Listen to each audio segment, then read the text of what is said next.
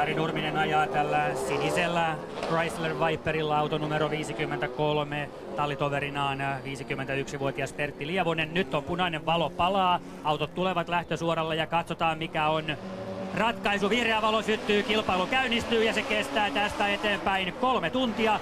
Ja JJ ensimmäisenä kohti Neulansilmämutkaa lähtösuoran päässä ja samalla voimme tutustua myös tähän rataan tämän ensimmäisen varsinaisen kilpailukierroksen aikana.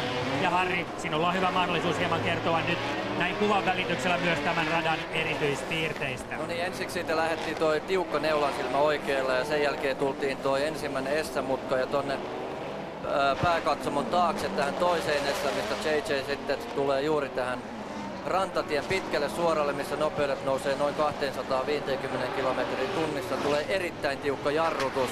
Siellä joku osuu jo pikkusen seinään ja lensi korinosia. Tullaan tänne 90, näitä tulee tässä 3 peräkkäin. Tulee oikea, vasen, oikea, jonka jälkeen tästä tulee tämä viimeinen oikea. Ja sen jälkeen tullaan tänne hidaste chicaniin, joka on tosi ahdas. Ja pitää olla siellä Lotus on pyörähtänyt. Kyllä, auto numero 24 Andrea Boldrini, italialaiskuljettaja, pyörähti, mutta jatketaan radan esittelyä. Ja sieltä JJ sitten pyöreä 90 oikein, eli tulee tuonne teollisuusmutkiin ja siellä on tosi epätasasta tämä oikein, mistä JJ just tuli ulos, ja sitten tämä vasen, siinä on asfaltointi jossain vaiheessa pikkasen epäonnistunut, eli se on väärään suuntaan kallella ja se muuttaa tuon auton balanssin aika, että se on tosi vaikea mutka.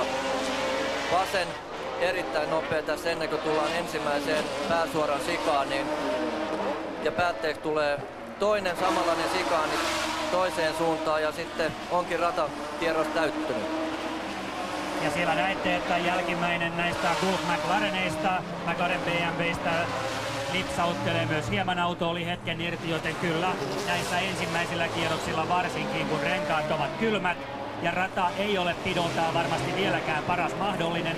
Tosin pito paranee koko ajan, kun kumia jää tuohon radan pintaan, niin pitokin paranee, mutta tarkkana saa olla. Ja tämähän on sellainen, että vaikka tämä on nopeuskilpailu, tämä on ennen kaikkea kestävyysajoa, joten 3 tunnin aikana ehtii tapahtua paljon. Ensimmäiset kilometrit kuitenkin näyttävät sen, että JJ löytää vauhtinsa kyllä heti aivan avausmetreistä lähtien. Hän on pystynyt kasvattamaan tuollaisen, katsotaan mitä kello näyttää,